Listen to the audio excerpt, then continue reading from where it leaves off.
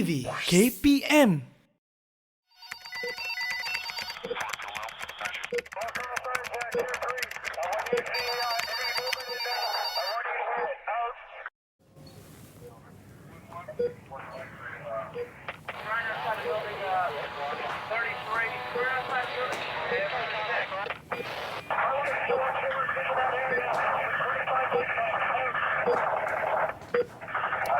Zakaria, tolong dapatkan saya koordinat tentang anggota kita yang berada di lapangan. Saya perlukan laporan untuk hari ini juga untuk operasi yang akan kita jalankan.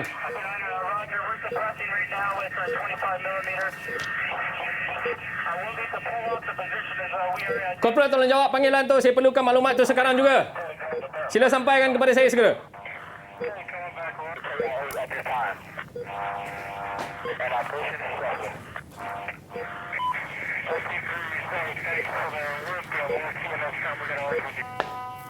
Assalamualaikum tuan. Selamat pagi tuan. Salam. Baik tuan. Baik. So, Kapten, apa saya punya jadual hari ini, Kapten? Baik tuan, kalau ikut dalam jadual hari ini tuan ada taklimat dengan semua ketua operasi Alpha dan unit risik lah berkaitan peristiwa konfrontasi dan usaha kita nak menangani tuan. Betul. Kalau kita tengok seperti mana maklumat yang berada dekat sini ya. Jadi, bilakah taklimat tersebut? Baik, kalau ikut tuan dijadualkan taklimat tersebut tepat pada jam 10.05 tuan, bersama dengan pegawai dan anggota-anggota kita sekejap lagi tuan. 10.05 ya? Ya, tuan. 10.05. Baik. Teruskan.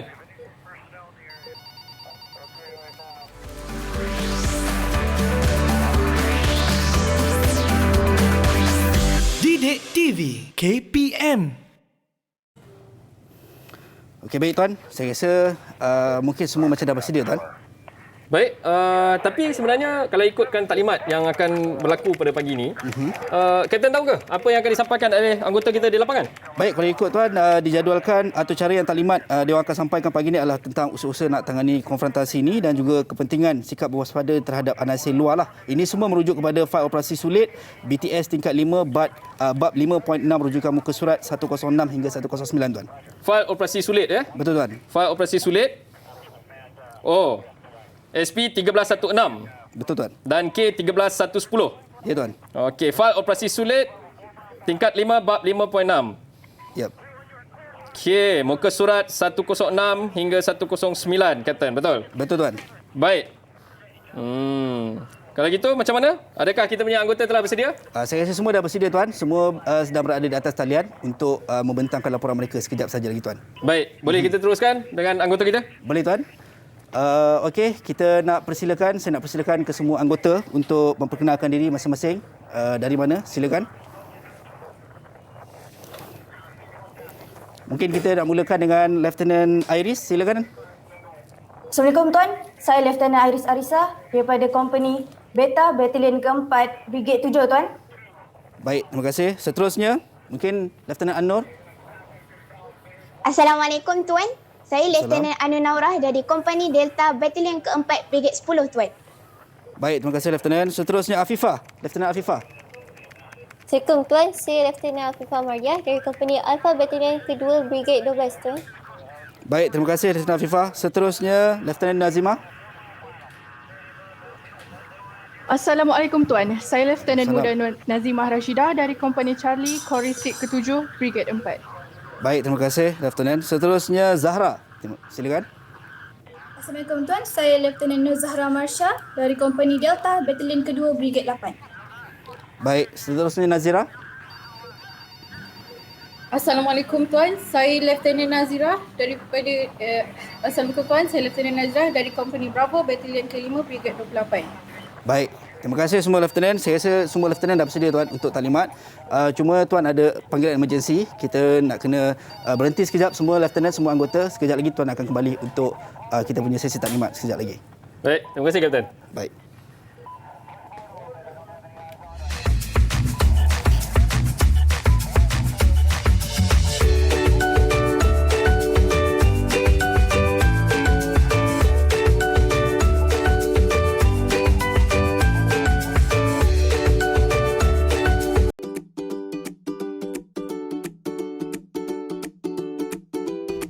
Tahukah anda?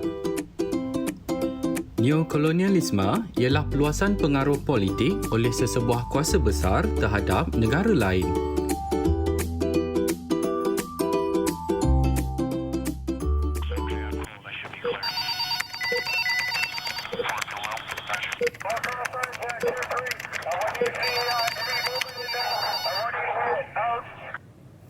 Baik, kita kembali. Terima kasih semua Lieutenant kerana sudi menunggu.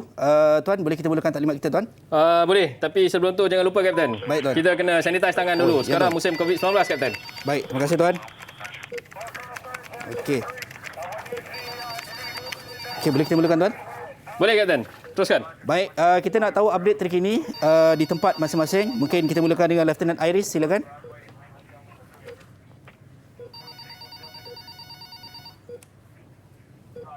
Indonesia terhadap Balai Polis Terbedu di Terbedu, Sarawak. Tindakan ketenteraan terawal berlaku apabila pendaratan tentera dan separa tentera Indonesia di Terbedu, Sarawak pada 12 April 1963. Pada 12 April 1963, sukarelawan perang dan para gerila Indonesia mula masuk ke dalam sempadan Malaysia. Ketika ini, pengelapan dan pencerohan masuk mula dengan menyerang Balai Polis di Terbedu, Sarawak yang terletak kira-kira 5 km daripada sempadan Indonesia, Tuan. Tugas penelusupan diletakkan di bawah bahu Major Benny Mordani. Namun begitu, serangannya berjaya dipatahkan oleh Regimen Askar Melayu Diraja Malaya dan Askar Gurkha, Tuan. Terima kasih, Tuan. Sekian laporan saya, Tuan. Baik, terima kasih Lieutenant Iris. Itu laporan kita di Sarawak, Tuan.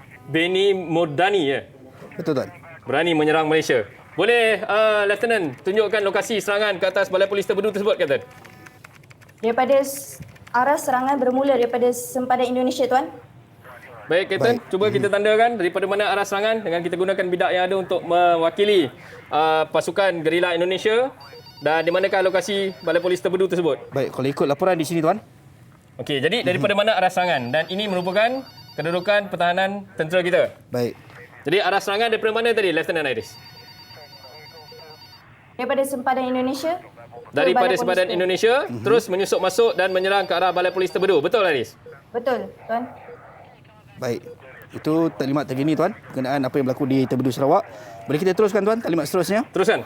Baik, kita persilakan Lieutenant Nur untuk keadaan di Sabah. Silakan. Terima kasih, Tuan. Saya akan melaporkan tentang peristiwa berbalas tembakan antara tentera Malaysia dengan Indonesia di Kalabakan, Sabah.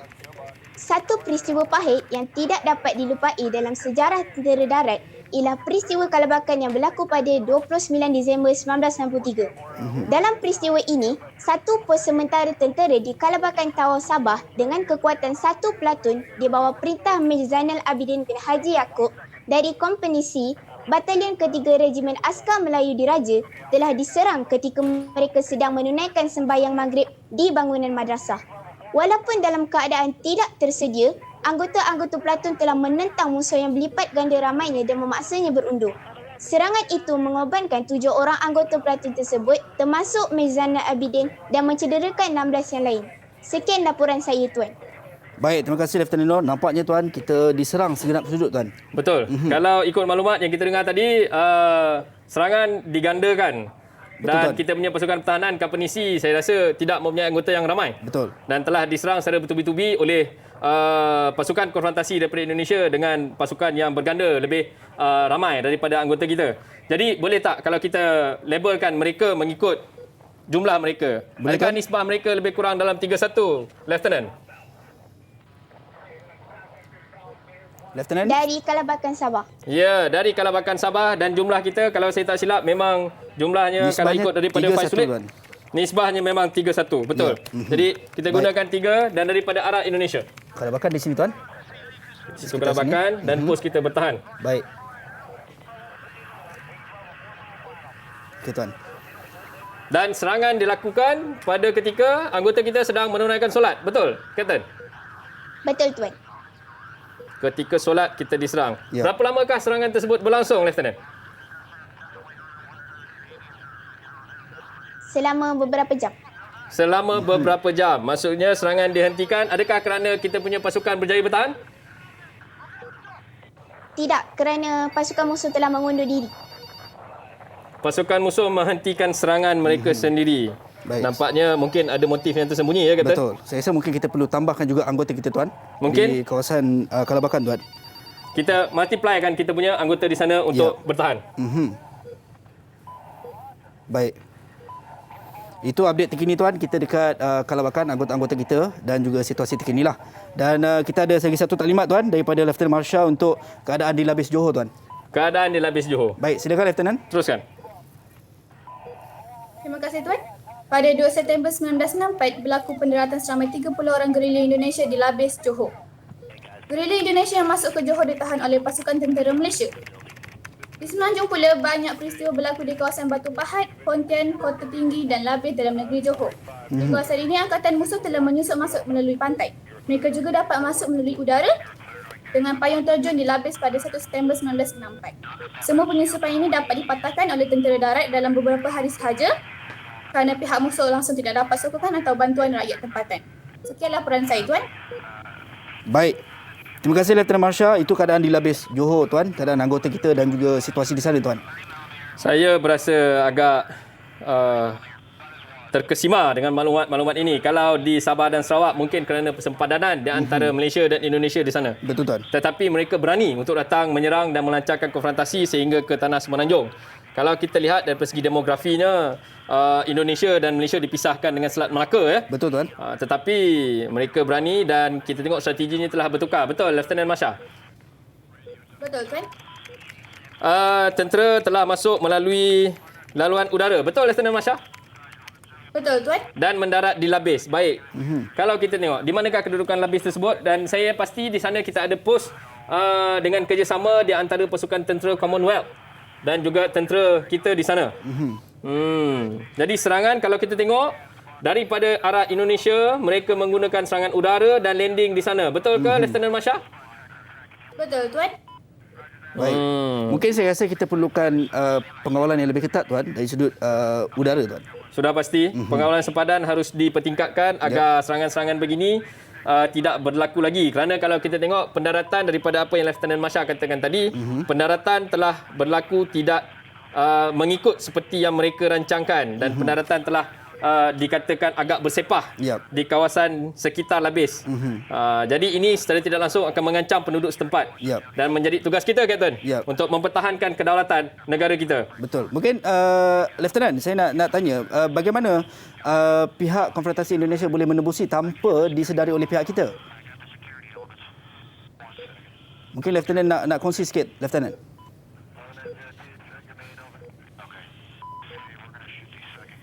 Mungkin ada lieutenant lain yang boleh bantu menjelaskan kepada kita bagaimana pasukan daripada Indonesia boleh menerobos kita punya sempadan pertahanan.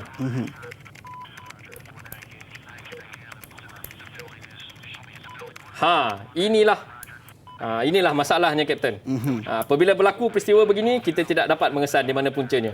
Mungkin saya fikir daripada segi kelemahan radar kita tadi, kalau kita tengok tadi kita punya radar juga agak tergendala, sekejap keluar kita punya radar, sekejap warna putih dekat skrin tu. Mungkin kita gagal mengesan kemasukan mereka daripada sempadan untuk masuk ke negara kita dan melakukan serangan-serangan tersebut. Walau bagaimanapun, kita akan berusaha sedaya upaya untuk mempertingkatkan kawalan keselamatan di sana.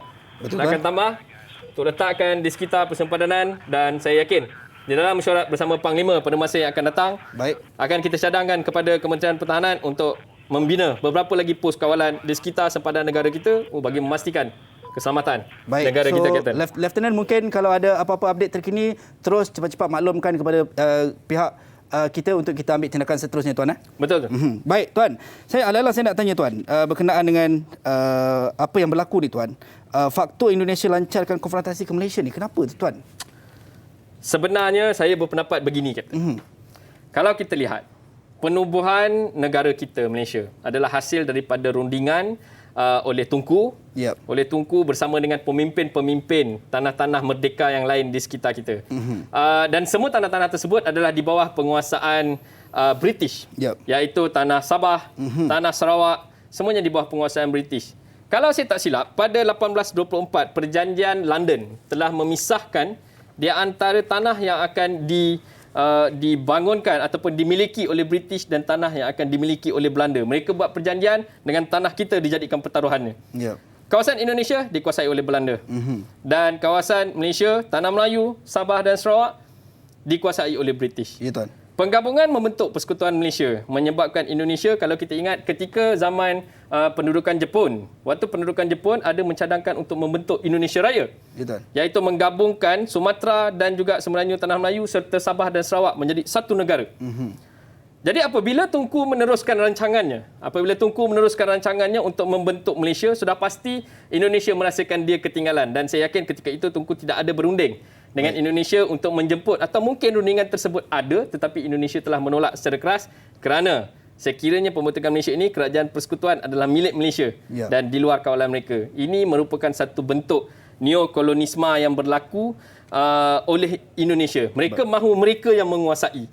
Tetapi usaha mereka itu telah gagal dengan terbentuknya gagasan Malaysia. Ya tuan. Jadi mereka tidak puas hati, kerana itulah serangan ini berlaku. Baru saya faham dan saya nampak jelas tuan. So tugas kita tuan untuk menjaga tanah air dan orang kata bumi kita ni tuan.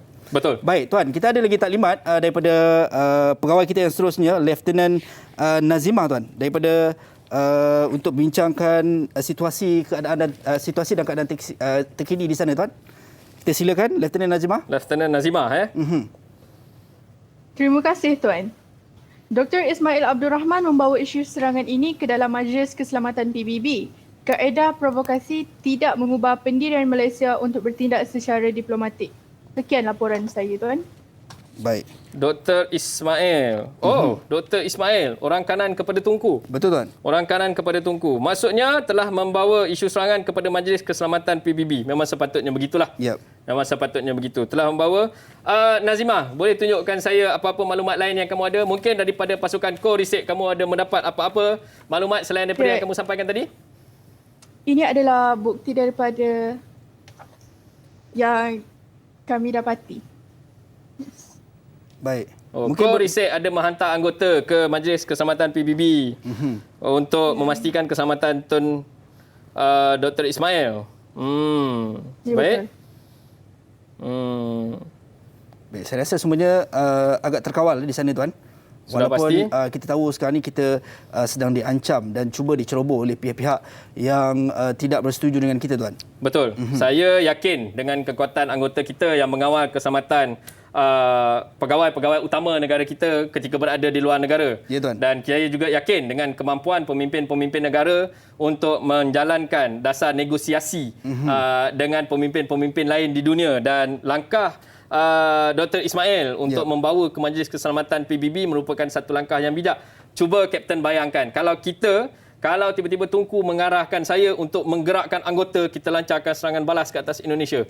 Mungkin kita akan terlibat dalam kancah peperangan yang tidak perlu dan merugikan negara. Betul. Dan sekaligus tuan, rakyat jadi mangsa tuan. Semestinya kalau kita tengok dengan pendaratan di Labis pun sudah cukup untuk menjadikan rakyat kita terancam. Sekiranya pertempuran berlaku secara besar-besaran. Tahukah anda? Jawatan Kuasa Setiakawan Malaysia (JSKM) yang dikenali sebagai Jawatan Kuasa Perundingan Perpaduan Malaysia (JPPM) turut dikenali sebagai Malaysia Solidarity Consultative Committee (MSCC).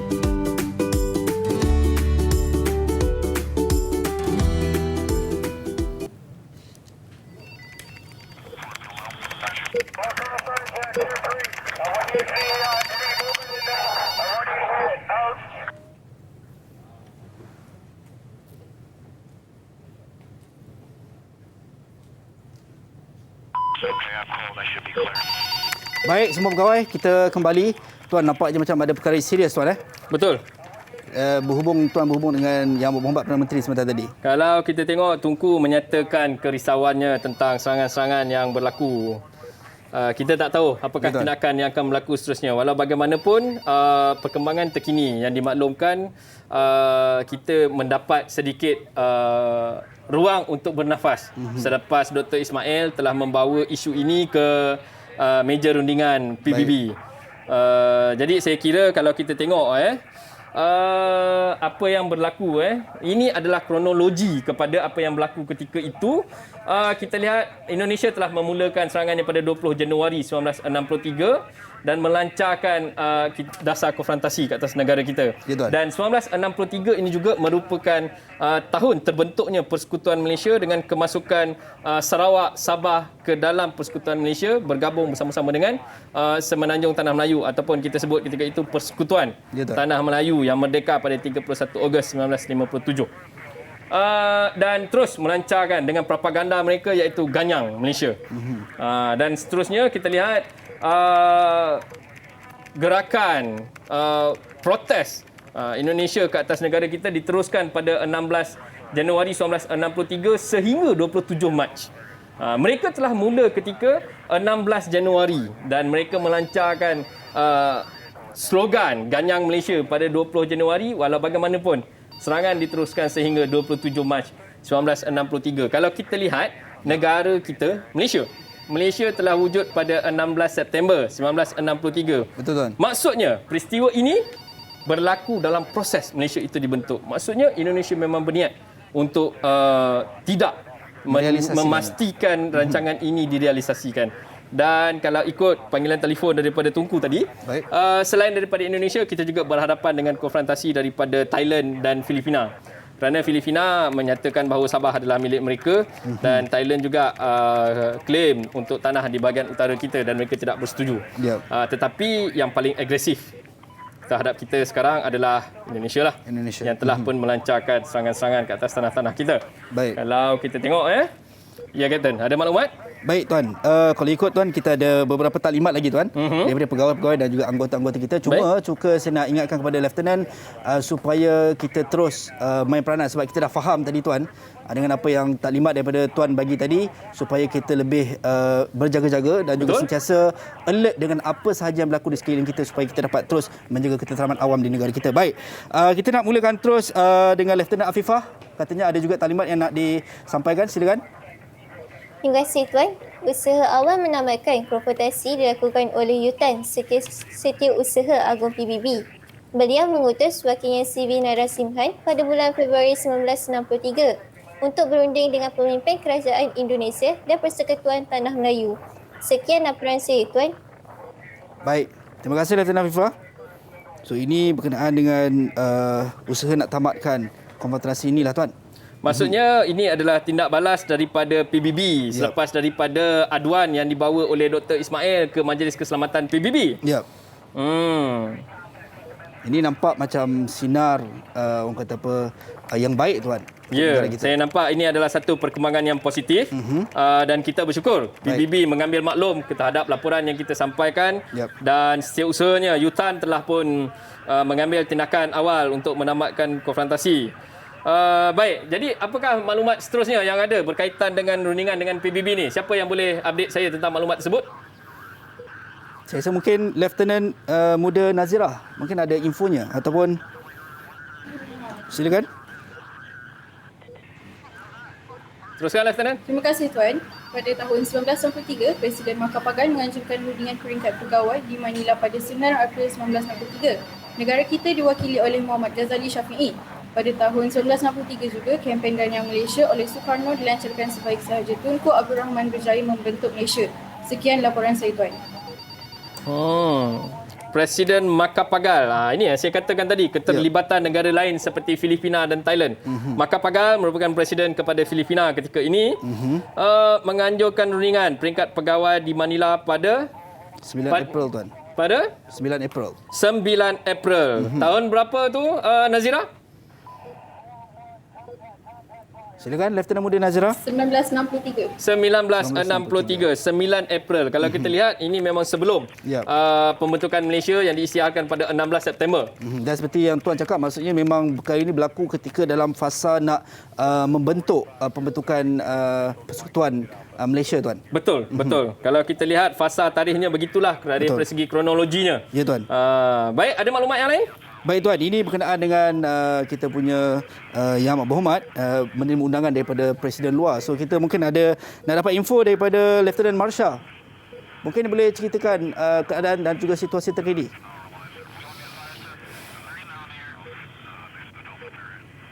Baik, Lieutenant Marsha. Terima kasih, Tuan.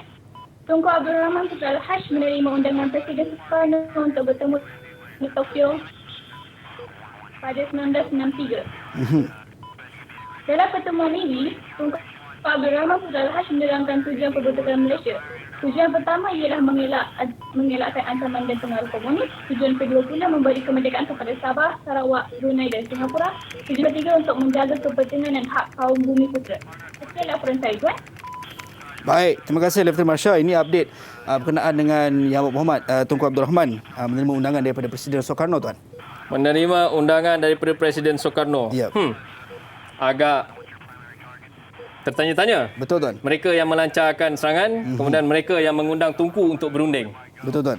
Apakah rancangan mereka sebenarnya? Baik, tadi saya ada mendengar Lieutenant Marsha menyebut tentang tujuan pembentukan Malaysia. Boleh ulang sekali lagi? Saya agak kurang jelas pada maklumat tersebut, Lieutenant Marsha. Baik, silakan Lieutenant Marsha. Apakah tujuan pembentukan Malaysia tadi? Yang pertama.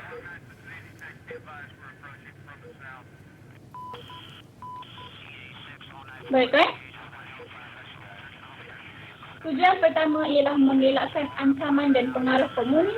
Tujuan kedua pula memberi kemerdekaan kepada Sabah, Sarawak, Brunei dan Singapura. Tujuan ketiga untuk menjaga kepentingan dan hak kaum bumi putera. Memastikan keselamatan. Betul. Kalau kita berasingan, kita fragile. Kita mudah untuk diganggu-gugat oleh mana-mana kuasa asing yang lain. Betul, Tuan. Jadi tujuan pembentukan Malaysia itu selainnya adalah untuk memerdekakan Brunei, Sabah, Sarawak dan Singapura. Betul, Tuan. Kena pula dengan pepatah, Tuan. Bersatu teguh, bercerai roboh. Betul, kan? Tuan. Betul, Kapten. Kena betul tu. Jangan bersatu kita teguh, bercerai kita kahwin lagi. Yang ini susah kita nak kira nanti, Kapten. Itu, Tuan. Dan kita harapkan moga pertemuan Tunku membuahkan hasil yang sangat baik bersama dengan Presiden Soekarno, Tuan. Ya, betul. Semoga ianya memberi kelegaan kepada kita kerana kita pun sudah berada di keadaan yang agak sesak. Betul. Untuk kita mempertingkatkan keselamatan negara kita dengan anggota dan aset kita yang masih lagi belum lengkap ketika ini. Betul, Tuan. Baik, Tuan. Ada taklimat berkenaan dengan situasi di Manila, Tuan. Di Manila? Ya, daripada Lieutenant Iris. Silakan, Lieutenant Iris. Teruskan, Lieutenant Iris. Terima kasih, Tuan. Tun Abdul Razak Husin menghadiri mesyuarat peringkat menteri luar di Manila pada 7 hingga 11 Jun 1963. Mesyuarat ini bertujuan mencari penyelesaian bagi konfrontasi ini, Tuan. Hasil daripada mesyuarat tersebut, menteri-menteri luar negara Indonesia, Malaysia dan Filipina telah mencapai kesepakatan mengenai pembentukan Persekutuan Malaysia, Tuan. Baik. Ini Tun Abdul Razak Husin, Tuan. Menghadiri mesyuarat menteri luar di Manila, Tuan. Jadi Tunku ke Tokyo. Yep. Dan Timbalan Perdana Menteri Tun Razak terus ke Manila untuk menghadiri rundingan yang saya kira mungkin mencari kata putus yang hampir sama. Betul, Tuan. Bertepatanlah dengan apa yang kita pegang selama ini, iaitu kewaspadaan terhadap anasir luar, dan kita lihat para pemimpin kita telah pun berusaha sedaya upaya dengan menghantar ke Tokyo, ke PBB, ke Manila untuk menguruskan sesi konfrontasi terhadap negara kita ini. Dan saya kira ini adalah satu berita yang baik dan menunjukkan negara yang terbina pada tahun 1963 ini yang bernama Persekutuan Malaysia mempunyai masa depan yang cerah kerana kita mempunyai kepemimpinan yang begini. Baik, Tuan. Bukan Tun Abdul Razak Husin sahaja, Tuan, ke Manila, dan kita difahamkan Tunku Abdul Rahman juga ada ke Manila bersama dengan Presiden Soekarno, dan ini kita nak dengar taklimat daripada Lieutenant Nur. Bagaimana keadaan dan juga situasi Tunku Abdul Rahman di Manila bersama dengan Presiden Soekarno? Terima kasih, Tuan.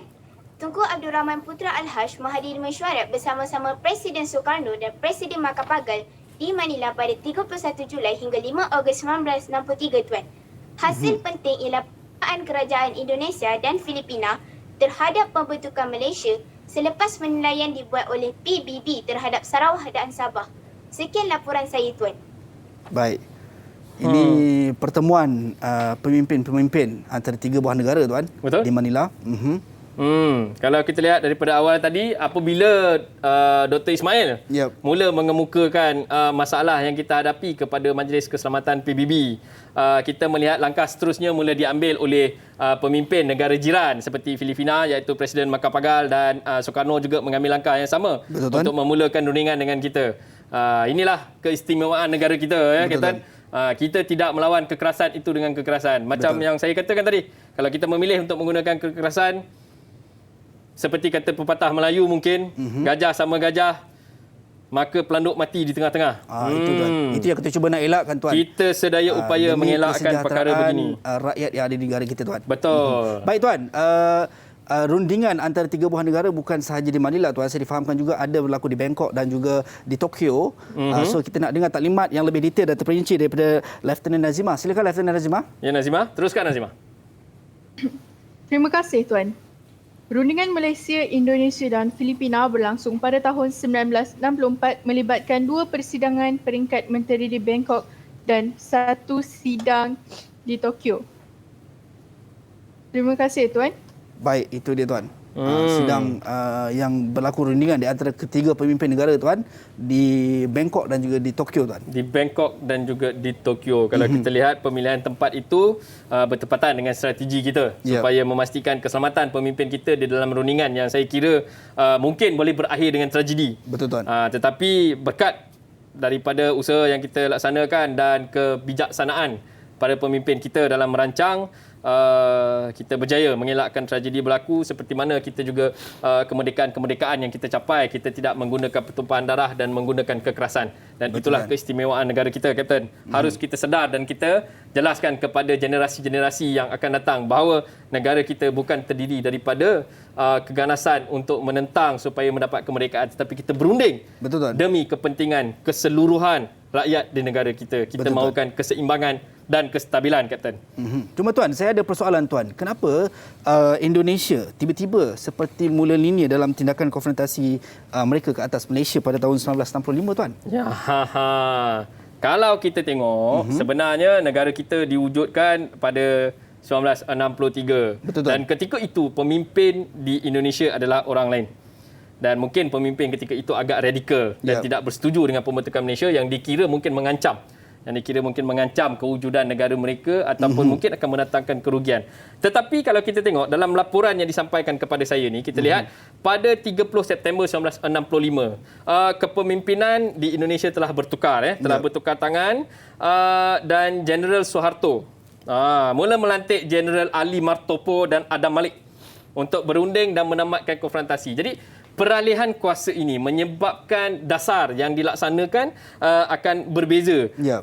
Dia tidak lagi menggunakan kekerasan dan dengan tekanan yang diberikan oleh pihak luar, dengan kerjasama yang diberikan oleh negara-negara jiran dan PBB khususnya, mungkin menyebabkan mereka lebih linear kerana memikirkan apa akan terjadi sekiranya kekerasan itu berterusan dan akan merugikan kedua-dua pihak. Jadi kalau kita tengok, kerajaan Indonesia telah pun menamatkan konfrontasi mereka pada tahun 1966.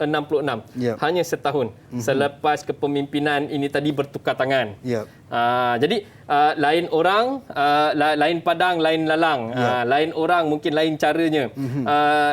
Dan macam-macam lagi. Jadi apabila ia bertukar tangan, mungkin objektif yang ingin dicapai telah pun berbeza. Dan akhirnya kalau kita tengok, Tunku Abdul Razak Hussein telah menandatangani perjanjian persetujuan normalisasi untuk hubungan antara Malaysia dan Indonesia di Jakarta pada 11 Ogos 1966, menandakan tamatnya konfrontasi Indonesia ke atas persekutuan Malaysia ketika itu.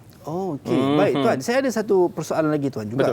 Kalau tadi tuan ada sebut berkenaan dengan strategi pemimpin negara kita dengan mengadakan rundingan di luar negara, contoh seperti yang kita sebutkan tadi, Tunku Abdul Rahman mengadakan rundingan bersama dengan Presiden Filipina dan juga Indonesia di Bangkok dan Thailand. Kenapa tuan? Kenapa tidak boleh dilaksanakan mungkin di Bangkok sendiri ataupun mungkin tidak dilaksanakan di negara kita tuan? Kita ingat balik semula dalam kelas strategi peperangan kita dulu. Ya tuan. Kalau dalam kelas strategi peperangan, kita lihat situasinya begini. Kapten sedang bermusuh dengan saya. Betul tuan. Dan saya jemput kapten untuk berunding di rumah saya. Adakah kapten akan datang? Saya tak datang tuan. Begitu juga kalau kapten menjemput saya untuk datang berunding di rumah kapten. Adakah saya akan datang? Tidak sama sekali. Jadi jalan tengah. Kita berunding di tempat lain yang mungkin neutral. Tidak menyebelahi mana-mana pihak dengan masing-masing meninggalkan pasukan keselamatan masing-masing. Tetapi risik kita tetap berada dengan pemimpin kita di sana. Tetapi situasinya mungkin lebih selamat. Jadi kalau kapten bergaduh dengan saya, takkan saya nak pergi berunding dekat rumah kapten? Ataupun kapten datang berunding dekat rumah saya, apa kata kita berunding di kedai mamak? Betul. Tempat yang lebih terbuka, semua orang boleh nampak, sebarang tindakan boleh mencetuskan berbagai-bagai persepsi luar. Dan demi kepentingan negara masing-masing, Betul. kita tidak akan bertindak di luar normal yang akan merugikan negara masing-masing. Dalam kes ini, Malaysia dan Indonesia. Betul Tuan. Baik. Mungkin Lieutenant ada soalan-soalan yang nak diajukan kepada Tuan. Mungkin update dan juga situasi terkini ataupun pergerakan-pergerakan yang akan datang. Silakan. Ada Lieutenant yang nak bertanya soalan? Silakan. Jika diikutkan sebenarnya taklimat ini mereka yang menyampaikan maklumat kepada kita. Betul Tuan. Tetapi suka untuk saya merumuskan apa yang kita ada daripada tadi dan saya akan ulang daripada awal. Mohon Lieutenant peka dan betulkan sekiranya mungkin ada kesilapan di mana-mana. Betul Tuan. Kalau kita lihat daripada segi kronologi serangannya, 16 Januari 1963 sehingga 27 Mac 1963 tentera Indonesia telah melancarkan serangan gerila di Sarawak. Dan sehinggalah kepada pendaratan di Labis. Yep. Okey. Dan kalau kita lihat kepada kedudukannya, serangan pertama di Sarawak telah berlaku di, apakah nama balai polis itu tadi? Di Balai Polis Terbedu, Tuan. Balai Terbedu, Tuan. Polis Terbedu Sarawak. Dan serangan telah dilakukan di sana dan ini adalah di bawah kawasan Kuching. Ya. Kalau kawasan besarnya. Jadi serangan telah dilakukan, kalau kita lihat Polri dan Kapala Pasang itu adalah wilayah Indonesia.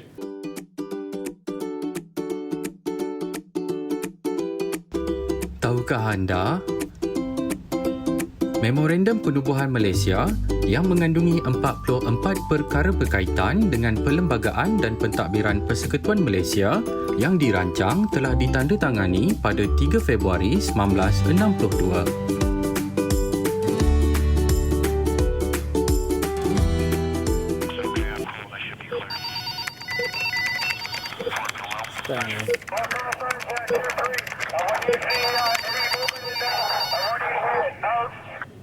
Baik, terima kasih Lieutenant kerana sudi menunggu kami di sini. Tuan, mungkin Tuan nak bagi sedikit taklimat berkenaan dengan panggilan kecemasan yang Tuan dapat tadi. Betul. Saya menerima panggilan daripada pejabat menteri bahawa MINDEF memaklumkan kita tentang rundingan telah pun berjaya dicapai. Kesepakatan seperti yang kita katakan tadi ditandatangani oleh Tunku dan pemimpin Indonesia. Dan disampaikan gambar sulit yang telah difaksimilikan kepada kita sebentar tadi. Suka untuk saya kongsikan kepada Kapten. Okay, ini merupakan gambar yang difaksimilikan kepada kita tadi, iaitu majlis menandatangani perjanjian persetujuan normalisasi hubungan Indonesia-Malaysia oleh Tun Abdul Razak Husin. Mungkin Lieutenant yang berada di lapangan tak sempat mengenali Tun Abdul Razak Husin. Ini adalah gambar pemimpin kita, Tun Abdul Razak Husin. Yalah, duduk dekat dalam hutan, kita tak sempat nak berjumpa dengan pemimpin kita kan. Betul Tuan. Okey, Tun Abdul Razak duduk di kiri dan Adam Malik duduk di sebelah kanan. Disaksikan oleh General Suharto yang diadakan di Jakarta, Indonesia. So ini adalah gambar yang disampaikan kepada kita di dalam panggilan yang berlaku sebentar tadi. Baik, Alhamdulillah. Itu satu berita yang sangat baik dan walaupun kita dah berjaya dalam rundingan ini Tuan, tapi kita masih nak kena ambil langkah berjaga-jaga Tuan. Mesti.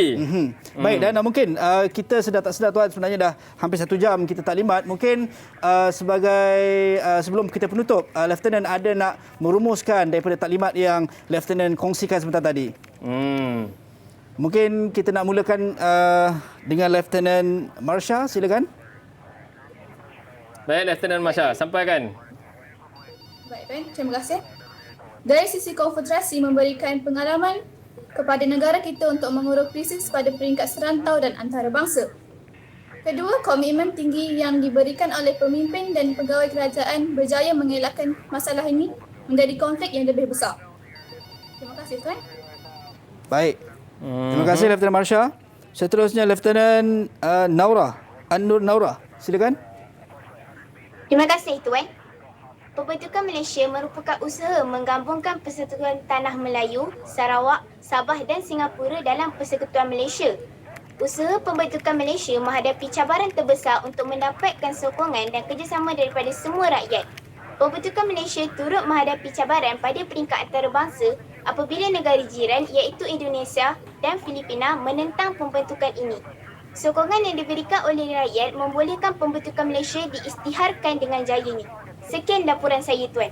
Baik, terima kasih Lieutenant An-Nur Naura dan seterusnya Lieutenant Afifah Mardiah. Mungkin ada rumusan terhadap taklimat yang anda berikan tadi.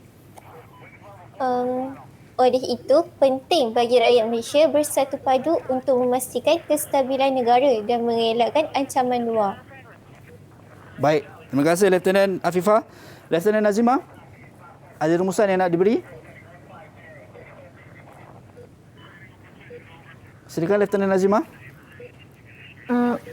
Pembentukan Malaysia merupakan usaha menggabungkan Persekutuan Tanah Melayu, Sarawak, Sabah dan Singapura dalam Persekutuan Malaysia. Usaha pembentukan Malaysia menghadapi cabaran terbesar untuk mendapatkan sokongan dan kerjasama daripada semua rakyat. Baik, terima kasih Lieutenant Nazimah. Lieutenant Iris, silakan. Terima kasih Tuan. Pengajaran utama yang boleh diambil daripada konfrontasi ini adalah pembentukan Malaysia ialah kepentingan kesepakatan untuk kestabilan negara Tuan. Baik, terima kasih Lieutenant Iris. Lieutenant Nazira. Terima kasih Tuan. Konfrontasi memberikan pengalaman kepada negara kita untuk mengurus krisis pada peringkat serantau dan antarabangsa. Tuan. Baik, terima kasih Lieutenant Nazira. Tuan, mungkin Tuan ada kata-kata akhir untuk semua pegawai-pegawai kita yang sedang berada di lapangan, Tuan. Betul. Baik, kalau kita lihat negara kita ketika berlakunya peristiwa konfrontasi ini, kalau dikatakan mungkin baru lahir. Kita lahir pada tahun 1963 dan konfrontasi ini berlaku pada tahun 1963. Betul Tuan. Tetapi cabaran yang dihadapi ini akan lebih cepat mematangkan negara kita jika kita lihat melalui hubungan luar yang terlaksana secara langsung ketika itu, hubungan dengan PBB dan rundingan-rundingan dengan negara jiran yang akhirnya akan mengeratkan hubungan kita dan menstabilkan kedudukan negara kita di rantau Asia Tenggara, Kapten. Betul Tuan. Jadi untuk anggota kita di luar sana, teruskan berusaha, teruskan patuh kepada arahan dan ingat keselamatan negara merupakan perkara yang utama. Baik, itu dia. Dan kita harapkan semua anggota-anggota kita, sebab kita ada daripada pelbagai core Tuan. Betul. Yang bersama kita pada pagi ini, ada daripada core Risik, ada daripada pelbagai core yang memberi taklimat sebentar tadi. Dan kita harapkan semua dapat memainkan peranan yang penting untuk kita terus menjaga kedaulatan negara kita. Yang mana berjayanya rundingan ini bukan poin ataupun bukan sebab untuk kita bersenang lenang Tuan. Sebab musuh tetap ada, cuma bila dan masanya untuk mereka menyerang, itu yang kita nantikan. Betul. Dan kita harapkan semua sekali dapat orang kata apa, memberi pencerahan dan juga dapat memberi fokus kepada semua aspek yang berada di sekeliling kita agar kita dapat terus mainkan peranan nak menjaga keselamatan kedaulatan negara kita. Baik. Dan itu dia. Alhamdulillah Cikgu. Alhamdulillah. Kan sebenarnya sebentar tadi kan anda bersama kembali dengan saya Azhar Ilmi dalam teroka Didik TV KPM ni. Betul. Penerokaan kita tadi Cikgu sebenarnya apa dipanggil Cikgu? Kalau dalam pedagogi kita panggil kaedah ni sebagai role play ataupun main peranan. Okey. Ini adalah Cikgu, kaedah main peranan. Walaupun main peranan saya dapat rasa tense tu Cikgu. Ya betul. Kan bagaimana barisan-barisan hadapan kita ketika dahulu dan sekarang ini berdepan dengan situasi-situasi sebegini dan itulah kata seronoknya bila kita dapat tahu sejarah sebenarnya membantu untuk menjadi kita lebih baik di masa akan datang dan menjadikan sebab kenapa kita kena mencintai negara kita ataupun dalam pepatah Arab sebut hubbul watan, cintakan tanah air. Cintakan tanah air. Itu dia. Baik, itu dia. Kita nak ucap juta terima kasih kepada rakan-rakan saya daripada Sekolah Menengah Agama Datuk Kelana Petra Makmur Negeri 9 yang bersama-sama pada pagi ini memainkan peranan sebagai lieutenant. Betul. Di lapangan. Di lapangan. Kita nampak kalau siapa yang pakai baju cilore ni nampak macam satu. Sebenarnya ada banyak koko dan juga ada banyak departmen-departmennya demi nak menjaga keselamatan negara kita. Betul.